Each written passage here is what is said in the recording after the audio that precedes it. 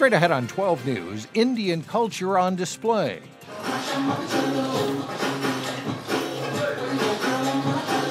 The weekend festival that will transport you to another world. Then, it brings a whole issue of trust with your citizen. Why one city is fighting to make resident emails private. But first, a Robbinsdale hotspot gets ready for a move that could help revitalize the city's downtown. 12 News starts right now. A popular Robbinsdale restaurant will soon close its doors and relocate. However, Travail Kitchen and Amusements won't be moving far. And as Delane Cleveland reports, city leaders are excited for what it means for downtown Robbinsdale. We're a neighborhood restaurant. We like this town. It's 6 hours before Travail opens its doors for business, and the restaurant staff is hard at work preparing for what's expected to be another busy night. Even though we're really busy and there's lines and people have to wait to sit down, we're still a neighborhood restaurant, you know.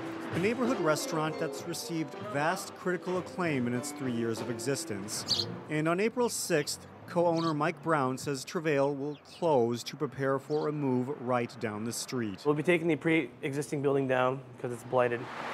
Crews will demolish the building between Pawn America and Walgreens to make way for not only a new Travail, but a restaurant called the Rookery. I don't know if you've ever heard of a rookery before, but it's a little bird den. Kind of a play on Birdtown, this being Robbinsdale. Talk to Robbinsdale Mayor Regan Murphy. Travail brings in so many people into Robbinsdale and has truly made it more of a destination. And he can't contain his enthusiasm for the ever-evolving look of downtown Robbinsdale. It's probably, the most exciting thing that's happened in a long time as far as I can remember.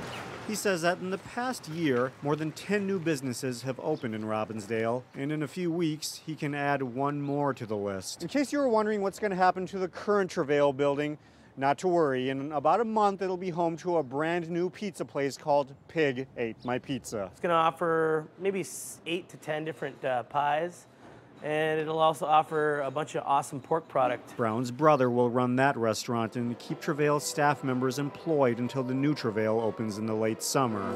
It's a story of success centered around the concept of good food. We're definitely riding a pretty sweet wave right now. In Robbinsdale, Delane Cleveland, 12 News.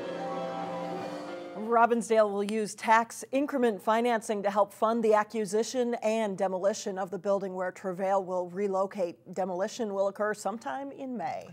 The air traffic control tower at the Crystal Airport will stay open after all. Last month, the FAA had included the Crystal Tower on a list of closure possibilities to save money as a result of sequestration. But now a new list of closures released on Friday says the Crystal Tower will not close. Instead, towers at the Anoka County Blaine Airport and St. Cloud will close. They are contract control towers. The workers at Crystal are FAA employees. Even without tower personnel, pilots can still take off and land, communicating on a common radio frequency. It is one of the fastest growing internet crimes out there, a cruel scheme that tugs at the heartstrings. Online romance scams can start on any social networking site or dating website. A victim starts communicating with someone they believe is looking for a relationship, but the person online isn't legitimate, and once they gain the victim's trust, they take advantage. Counselor Jody Buell works with victims through a website called romancescams.org.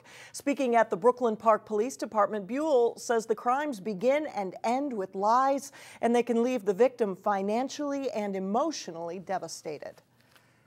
It's a grooming process. It takes weeks, months. We've even seen it take years before the scammer actually starts hitting that individual up for whatever catastrophe they come up with. To protect yourself, Buell says it's best to date locally and meet the individual quickly, face-to-face in a public place, and never send money or cash a check for someone. If you get email notifications from your city about crime or construction, did you know that your email address could be shared with others? More people are asking cities for citizen email lists, and cities are not so happy to turn it over, but legally they have to. 12 News reporter Shannon Slatton explains what the city of Plymouth is doing about it.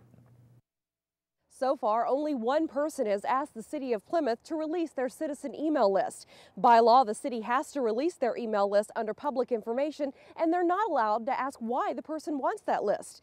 The city wants to change that, keeping citizen email lists private and not released to political campaigns or third-party vendors. They signed up for those email notifications to get information from the city, not to be put on some list. On the city website, you can sign up for 32 categories of email alerts, from information about the farmers market to construction updates. Your email will be considered public information, and more businesses and political campaigns are discovering they can get those email lists under the Public Information Act. The city says there are two problems with this. First, it takes staff too long to compile lists that are constantly changing, and two, they believe emails should be private. We just don't want to expose our residents what we feel is their personal information unless we have to. If we have to, we will, but we just don't think that that should be public data. We think that that's private data and should be protected as such. So far, the city of Plymouth has placed a disclaimer on their website warning residents their email could legally be released to someone else. In Plymouth, Shannon Slatton, 12 News. A bill to change the emails to private information is currently in the state legislature, and the city has high hopes it will become law. If you travel along Highway 169 through Brooklyn Park and 93rd Avenue, expect to see some changes soon. Work begins April 1st at the interchange to remove the last traffic lights along that stretch of 169. More than 70,000 drivers pass through that area each day, and it's one of the state's top 10 crash sites.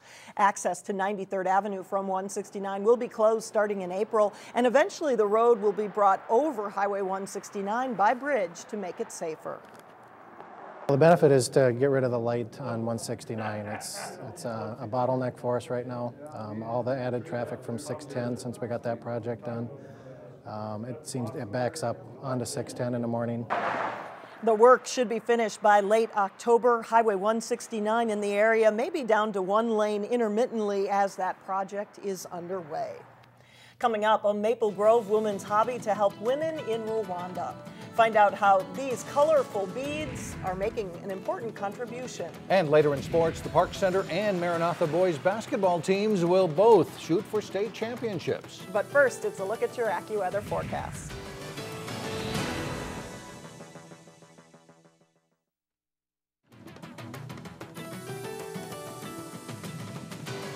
A ribbon cutting for a room at Brooklyn Park City Hall renamed after a sister city in Liberia. Senator Oscar Cooper from Kakata, Liberia, hopes to strengthen the Liberian community in Brooklyn Park as well as at home. We will see how we're not going to just have many sister city relationship just shelving it. We're going to make sure that this sister city relationship really works, stays alive, and continue to be something to benefit both Brooklyn Park and Kakata City. Senator Cooper hopes connections with Hennepin Technical College will also help them rebuild their country after a long civil war. Meantime, a Maple Grove woman is doing what she can to help women in Rwanda. As Sonia Goen shows us, she's doing it one bead at a time. I feel like I could do some of this in my sleep because I've done so much of it. Denise Klosterman calls herself Dieter the Beater. There's some bigger, chunkier ones. The name fits. She makes and sells jewelry. Different kind of shapes and sizes. Her main bead supplier is a group of women from Rwanda. They take a strip of paper like this. It can be something that's recycled or discarded paper. They make paper beads. They roll it up into a long strip or into a long bead, and it becomes something like this. Denise started using the beads a few years ago after visiting Rwanda. During that trip, she shared her jewelry making skills with the women. I showed them some of the different things that I make with the beads. I do jewelry, I do snowflakes, Christmas ornaments, bookmarks, wine glass charms. But it was more than a lesson on jewelry making. I found out their story, that a lot of them are dealing with repercussions from the genocide that happened in the mid-90s. A lot of them became orphans or heads of household suddenly, and so they are doing this to support themselves and their families. Denise decided to help the women make a living by buying their beads. And so they're able to buy food, buy medication, and health supplies that they need. She also showed them how to improve on their bead making process. I have probably sent at least $300 or $400 in materials, beads, tools. I've sent some tool kits. She took it one step further. A percentage of Denise's jewelry sales go back to the women in Africa. It makes me feel really good, and I kind of get in a thing where I'm working so hard at it and I know what I'm doing, but then going back and looking at the pictures, remembering my experience there. In Maple Grove, Sonia Goins, 12 News. For more information about Denise's work, you can go to our website, 12.tv. Coming up, a taste of Indian culture right here in the Northwest Metro. But first, I'm John Jacobson at Champlain Park High School. Coming up next in sports, it's the state tournament for the National Archery in the Schools program. We'll have a live report coming up. very big weekend for state, local teams at the state basketball tournament. Yeah, Championship Saturday is going to be an exciting one now. Park Center's boys basketball team played a great first half in the state Class 4A quarterfinals against Lakeville North, then had to gut out an overtime win. The Pirates then all set to face Edina in the semifinals. Graham Woodward lobs it to 6'9" Reggie Lynch, who misses but gets the putback, but foul trouble for Lynch hurts the Hornets badly in this one. Quinton Hooker goes baseline for a tough reverse layup. Hooker plays another solid game with 14 points. Devin Buckley hits the three from the top of the key despite being run over by Lynch. Buckley's 4-point play pushes the Pirates in front 13-9. Isaiah McKay is dynamite in the first half. He knocks down a three-pointer from the left side for a 22-16 Park Center lead. And when they play him for the shot, McKay drives by the defense to score. Park Center's up 37-22 at a halftime. Second half, and Buckley grabs a rebound and pushes it up court to Trayton Daniels for an acrobatic layup here. Bo Powell's team doesn't let up a bit. Joshua Matthews drives into the lane for a floater as the Pirates don't let Edina get any hope of recovering. A little icing on the cake as Hooker will lob it to Daniels for the dunk. The Pirates do a great job of closing out the Hornets in a 66-44 win. Well, just experience. We didn't want the same thing that happened yesterday to happen again, so came into the locker room strong, no score, just playing straight up. Yeah, we felt way more confident coming into this game, and we just knew that everything was going our way. We were coming out strong. The Pirates face Apple Valley for the State 4A Championship Saturday night at 8 at the Target Center. The Pirates handed Apple Valley its only loss of the season back in December. And there will be a welcome home celebration for the Pirates late Saturday night after the game in the gym at Park Center, win or lose. Brooklyn Park's other state tournament entrant, Maranatha Christian Academy, will also play for a title in Class A. The Mustangs in action Friday in the semifinals against Rushford Peterson. Maranatha's Jeremiah Hansen pops a three-pointer from the right side. The Mustangs jump out to a 5-0 lead to start the game. Rushford Peterson has a solid first half, though. Alex Vicks bombs from the top of the key, and the Trojans go up 12-11. Grantham Gillard sends it to his brother Garrison, who sticks the elbow jumper here. Maranatha leads a low-scoring game 20-18 at the half. To the second half, and they work the ball to Isaiah Hansen, who hits a jumper inside the lane. Hansen leads MCA with 18. Garrison Gillard nails a three from the left side, and like in the quarterfinals, the Mustangs start to pull away. Josh Goldschmidt steals the pass here and sends it ahead to Grantham Gillard for the layup as Maranatha moves into the championship with a 61-46 win.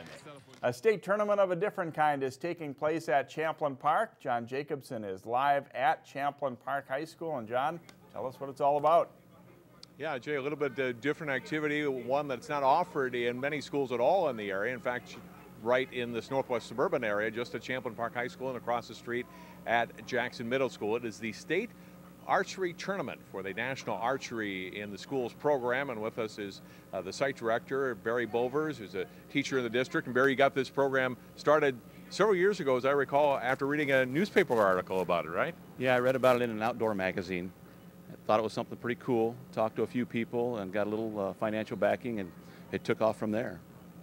Target style shooting for kids grades 6 through 12, right? And in this district anyway. In our district, yes, it's 6 through 12 with Jackson Middle School and Champlain Park. Globally, though, this is a global program now. They do have a world tournament, but that it's a 4th through 12 archery then, 4th through 12 grades. This is open to the public. Tell people what they'll see tonight and tomorrow here. It's target style archery. The kids will shoot at 10 meters and 15 meters. The bows are standardized, equipment standardized, so all the kids use a same equipment. So it's all up to the archer. It's not the equipment making the difference. We have close to 1,100 kids shooting this weekend.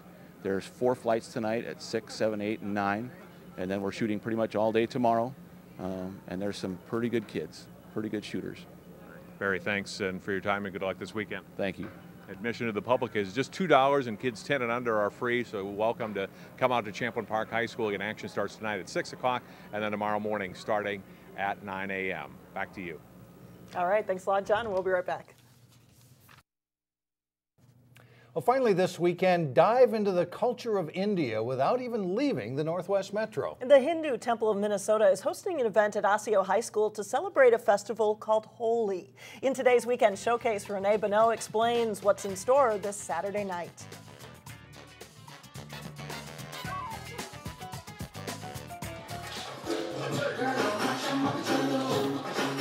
Lively beats and flashes of bright colors energize the dance studio in Renu Kumar's Plymouth home. I teach a modern Indian dancing style, Bollywood style, and it's a very graceful, energetic, and very lively dance. It's very expressive also, so whatever the wordings means, we explain with the hand move.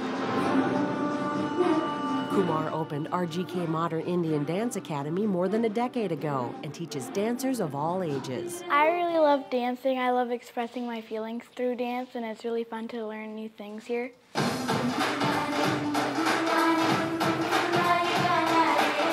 On Saturday, Kumar students will share the stage with dozens of others to celebrate a major Indian festival called Holi. It's like a brotherhood.